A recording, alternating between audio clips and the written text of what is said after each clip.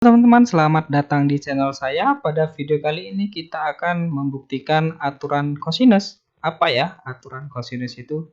Bedanya apa ya dengan aturan sinus? Nah, pada video sebelumnya saya sudah membahas mengenai aturan sinus dan pembuktiannya beserta syarat-syaratnya.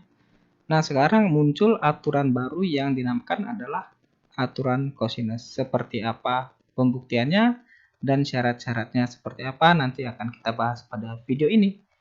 Namun sebelumnya tentu saja yang harus kita pelajari, yang harus kita pahami yaitu konsep dari perbandingan trigonometri itu sendiri ya.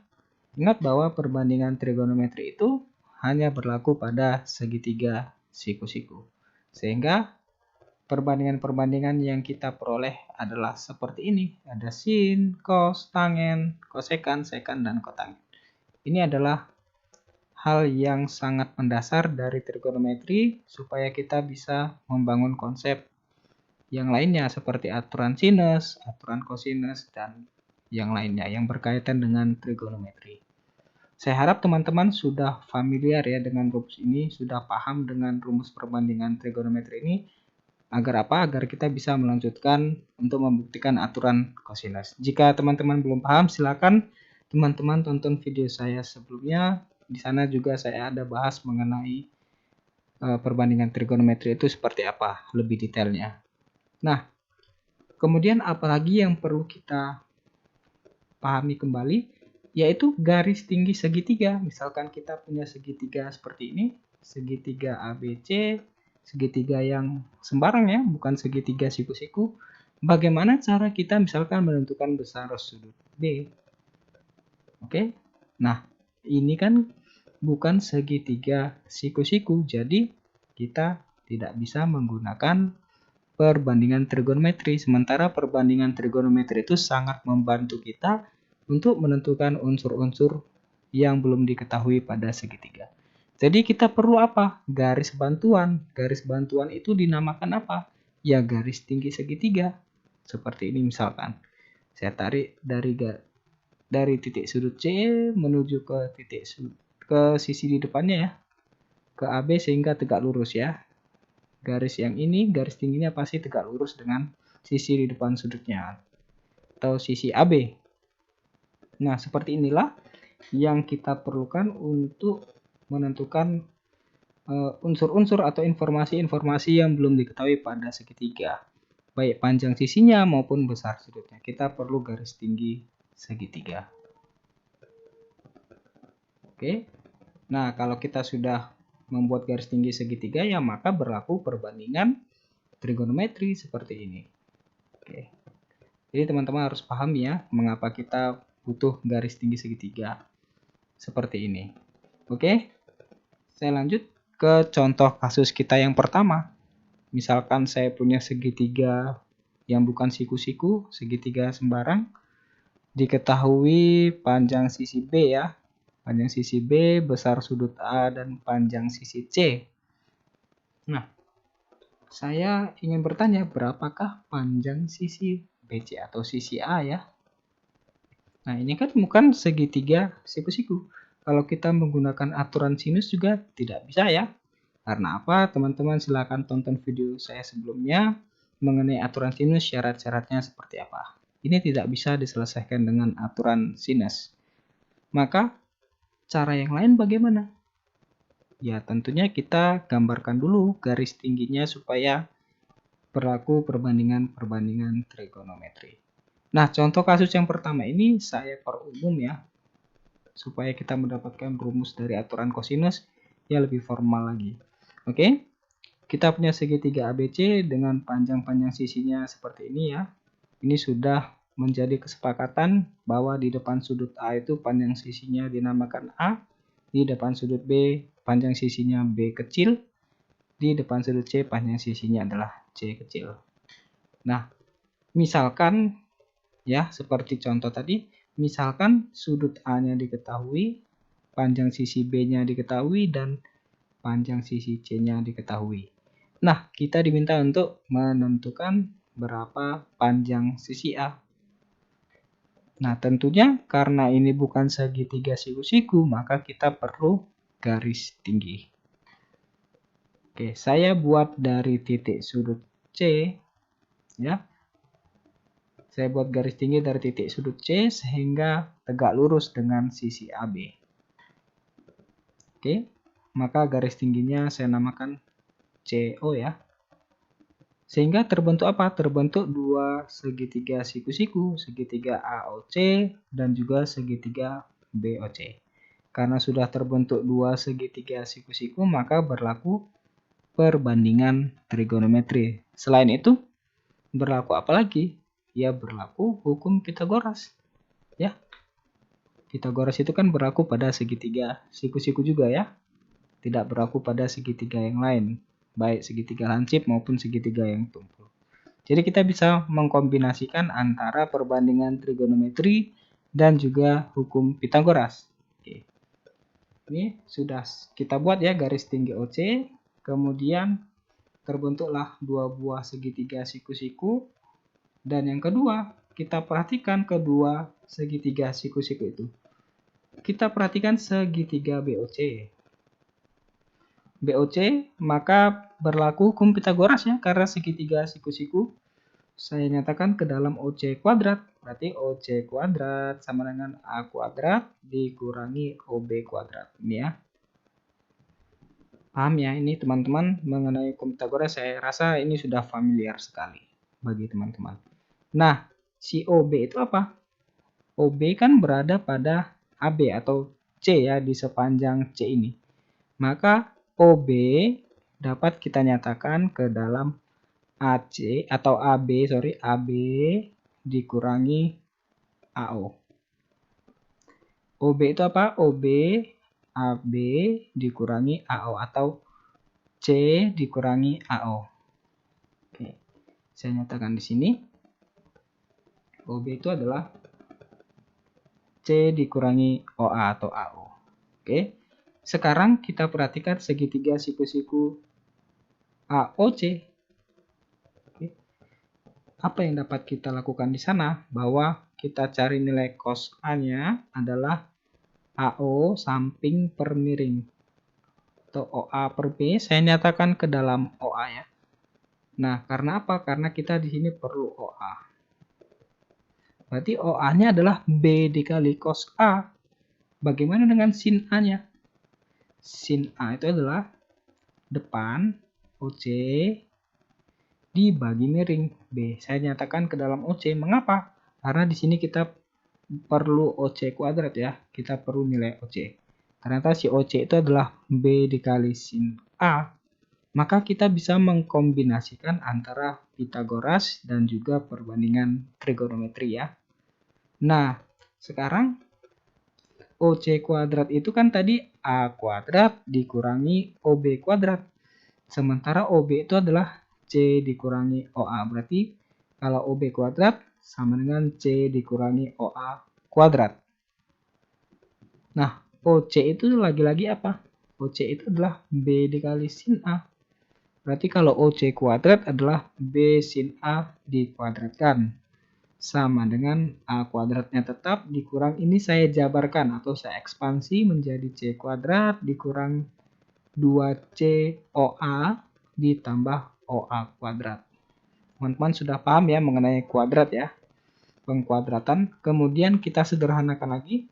Nah, ini saya jabarkan berarti B kuadrat dikali sin kuadrat alfa. B sin A dikuadratkan kan sama dengan ini. B-nya dikuadratkan, sin-nya juga dikuadratkan. Sama dengan A kuadrat, ini saya kalikan ke dalam minusnya. Berarti dikurangi C kuadrat ditambah 2COA dikurang OA kuadrat. Nah, OA-nya tadi apa? B dikali cos A. Kita substitusikan ke sini dan ke sini ya. Menjadi seperti ini. 2C B cos A, karena OA-nya adalah B cos A dikurang OA kuadrat. Langsung saya kuadratkan ya. B kuadrat cos kuadrat A.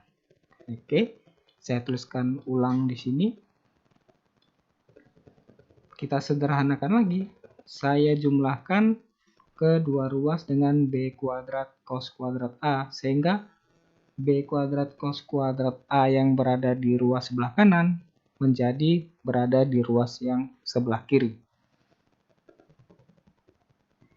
Bentuknya menjadi B kuadrat sin kuadrat A ditambah B kuadrat cos kuadrat A sama dengan A kuadrat dikurangi C kuadrat ditambah 2CB cos A. Nah, karena kedua ruas ini atau di ruas kiri ini kita lihat mengandung B kuadrat sama-sama memiliki faktor B kuadrat, maka B kuadratnya bisa saya faktorkan keluar menjadi seperti ini. B kuadrat dikali sin kuadrat A ditambah cos kuadrat A. Kalau saya kalikan ke dalam, hasil pasti sama dengan yang atas ini ya, yang di ruas sebelah kiri. B kuadratnya di sini saya faktorkan keluar. Oke, ditambah C kuadrat. C kuadrat yang di sebelah kanan saya jadikan di ruas sebelah kiri. Kemudian 2CB cos A yang di sebelah kanan saya jadikan di ruas yang di sebelah kiri menjadi minus ya. Oke, sama dengan A kuadrat. Menyisakan A kuadrat di ruas sebelah kanan. Karena kita mau cari panjang sisi A-nya. Nah, perhatikan bentuk sin kuadrat A ditambah cos kuadrat A ini adalah identitas trigonometri. Teman-teman dapat menonton video saya sebelumnya ya, mengenai pembuktian ini bentuk sin kuadrat A tambah cos kuadrat A yang hasilnya adalah 1. Maka B kuadrat dikali 1, ini ya B kuadrat dikali 1 yaitu adalah B kuadrat. Maka menyisakan apa? B kuadrat ditambah C kuadrat dikurang 2. Ini kan CB ya. CB itu kan sama dengan 2 dikali C dikali B. Sama aja dengan 2 dikali B dikali C ya. Sifatnya komutatif. Min 2BC cos A sama dengan A kuadrat. Oke. B-nya diketahui. C-nya diketahui. Sudut A-nya diketahui. Maka kita bisa menentukan panjang sisi A-nya. Nah, ini saya buat persegi panjang seperti ini ya, saya kotain ya. Ini adalah langkah kita untuk membuktikan aturan kosinus atau untuk melihat aturan kosinus itu seperti apa nanti di kesimpulan akhir. Nah, sehingga A itu apa? Ya, akar dari B kuadrat tambah C kuadrat dikurang 2BC cos A. Menjadi seperti ini. Jadi kita ketemu panjang sisi A-nya. Wah, ternyata kalau kita ingin menentukan panjang suatu sisi pada segitiga yang sembarang ya pada umumnya, maka kita minimal harus punya dua panjang sisi dan salah satu sudut di antara kedua sisi itu atau memiliki sudut apit ya.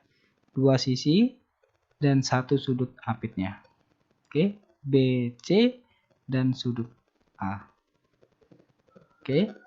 Kemudian kita masuk ke contoh kasus yang kedua. Kita punya segitiga ABC dengan panjang sisi-sisinya diketahui ya. Panjang sisi-sisinya diketahui. Bagaimana jika ditanya besar sudut C itu berapa? Nah, dengan menggunakan aturan sinus apakah bisa? Tentu saja tidak bisa ya. Teman-teman dapat memperhatikan atau menonton video saya ya mengenai syarat-syarat dari aturan sinus karena itu sangat bermanfaat sekali untuk menyelesaikan permasalahan-permasalahan seperti ini.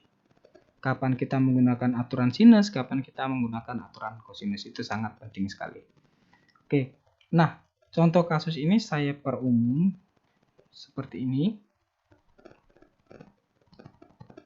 Oke.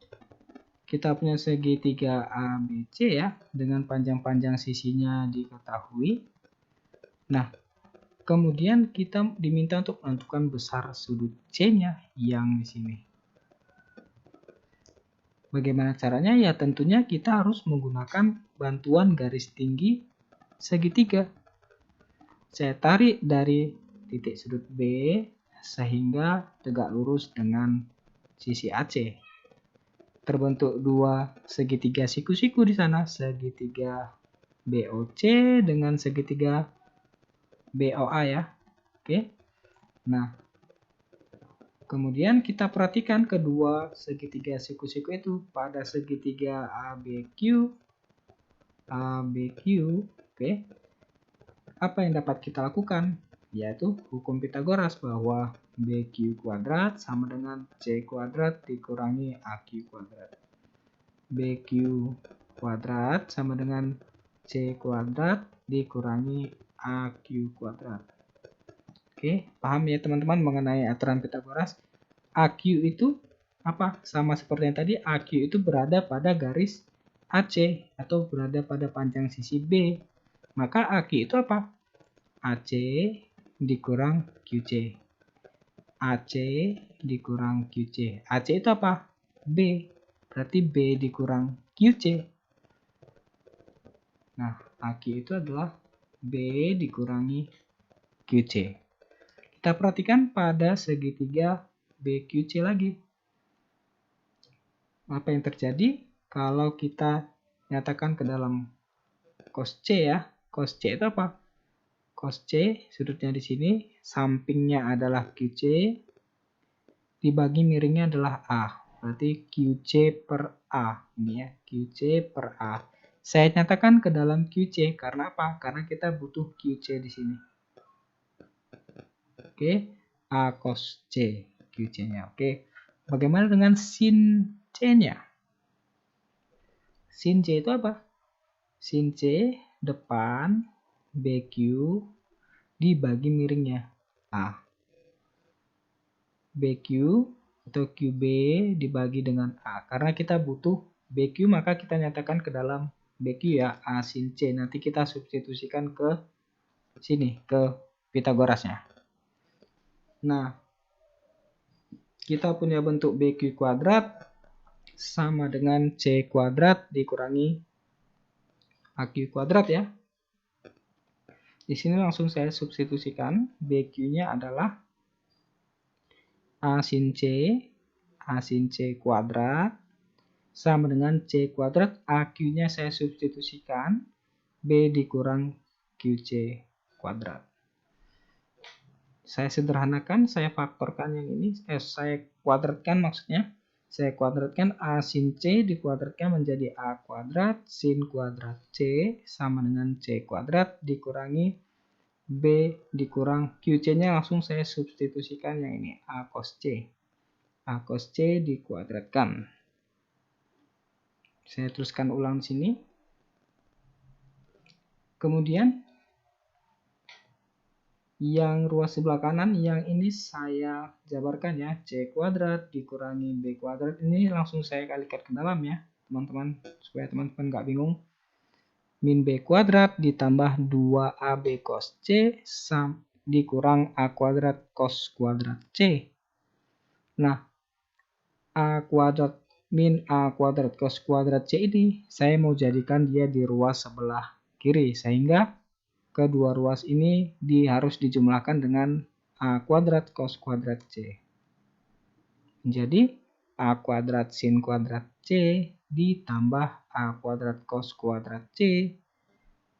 B kuadrat, ya min B kuadrat ini saya jadikan di ruas sebelah kiri ya, sehingga menjadi plus B kuadrat. Begitu juga dengan C kuadratnya saya jadikan di ruas sebelah kiri menjadi minus C kuadrat. Sehingga yang di ruas kanannya menyisakan apa? 2AB cos C.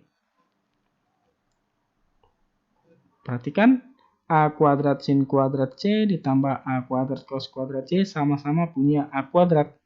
Makanya saya ingin memfaktorkan keluar A kuadratnya. Seperti ini. A kuadrat sin kuadrat C ditambah cos kuadrat C ditambah B kuadrat dikurang C kuadrat sama dengan 2AB cos C. Perhatikan lagi bentuk yang sama seperti contoh kasus sebelumnya. Kita menemui sin kuadrat C ditambah cos kuadrat C yang hasilnya adalah 1 ya.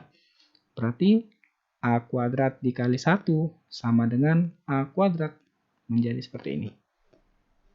Sehingga A kuadrat ditambah B kuadrat dikurangi C kuadrat itu sama dengan 2AB cos C. Kita kan mau cari besar sudut C-nya ya. Maka kedua ruas ini saya bagikan dengan 2AB.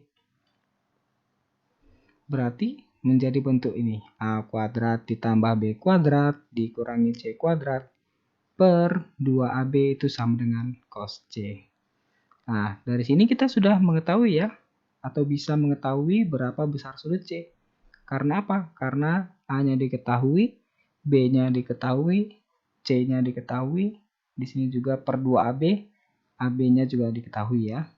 Nah, berarti ini bisa saya jadikan seperti ini ya. Saya tandai dengan persegi panjang seperti ini. Nanti kita akan simpulkan dengan contoh kasus yang pertama tadi apa yang kita peroleh. Berarti C itu apa? Besar sudut C yang yaitu adalah arcus cosinus dari A kuadrat plus B kuadrat dikurang C kuadrat per 2AB. Sehingga ketemulah besar sudut C-nya. Nah, dari yang kita lakukan tadi pada contoh kasus kedua, ternyata bahwa untuk menentukan besar suatu sudut pada segitiga sembarang ya pada umumnya, kita harus memiliki panjang ketiga sisi-sisi segitiga tersebut. Oke, sekali lagi bahwa untuk menentukan besar sudut pada suatu segitiga yang sembarang, maka kita perlu minimal 3 sisi ya. Panjang 3 sisinya harus diketahui. Oke. Nah, kita perhatikan bentuk yang tadi ya. Ada A kuadrat sama dengan B kuadrat ditambah C kuadrat min 2BC cos A. Ini adalah yang kita peroleh dari kasus pertama tadi. Masih ingat ya teman-teman? Kemudian pada kasus kedua kita peroleh apa? Ya, bentuk A kuadrat ditambah B kuadrat dikurangi C kuadrat per 2AB sama dengan cos C. Ini tadi yang kasus kedua ya. Nah, ternyata bentuk yang kedua ini kita bisa nyatakan ke dalam C, panjang sisi C, C kuadrat. Sama ya bentuk ini, sama dengan bentuk ini. C kuadrat sama dengan A kuadrat plus B kuadrat min 2AB cos C. Nah, ternyata bentuk yang atas ini kita bisa nyatakan juga untuk menentukan besar sudut A. Atau kita nyatakan dalam cos A. Menjadi bentuk seperti ini. B kuadrat ditambah C kuadrat dikurangi A kuadrat per 2BC sama dengan cos A. Nah, teman-teman perhatikan kalau di sini A, maka di sini juga harus A. Yang lainnya adalah penjumlahan kuadrat dari sisi yang lainnya ya. B kuadrat tambah C kuadrat min 2BC cos A. Kalau di sini C, maka cosnya adalah cos C. Nah, yang lainnya, sisi-sisi yang lainnya dijumlahkan ya. A kuadrat ditambah B kuadrat min 2 dikali panjang sisi yang lainnya. Perkalian panjang sisi yang lainnya. Nah, kita perhatikan ini kan ada polanya ya teman-teman. Kalau di sini A, pasti di sini BC min 2BC cos A-nya. Kalau di sini C, maka di sini A, di sini B dikurangi 2AB, pasti di sini adalah cos C-nya. Nah, berlaku juga untuk B. Kita punya pola yang sama. Teman-teman bisa menentukan sendiri ya. Untuk yang B, kita punya pola yang sama. Kalau di sini B, di sini A kuadrat tambah C kuadrat min 2 dikali A dikali C. Cosnya adalah cos B, pasti sama. Jadi ini adalah aturan cosinus. Oke, aturan cosinus itu mengkombinasikan antara hukum Pythagoras dan juga perbandingan trigonometri sehingga kita mendapatkan pola seperti ini. Cukup kelihatan ya polanya, cukup jelas ya polanya. Begitu juga ketika kita ingin menentukan besar-besar sudutnya. Oke. Berarti kalau kita mencari besar sudut A atau cos A gitu ya. Berarti B kuadrat ditambah C kuadrat dikurang A-nya A kuadrat per 2BC. Begitu juga dengan yang cos C dan cos B. Inilah yang kita sebut sebagai aturan cosinus. Nah, syaratnya apa ini yang penting ya? Syaratnya yang sudah kita bahas tadi, diketahui panjang setiap sisi pada segitiga atau sisi. Yang kedua, diketahui panjang dua sisi dan satu sudut apit dari kedua sisi tersebut.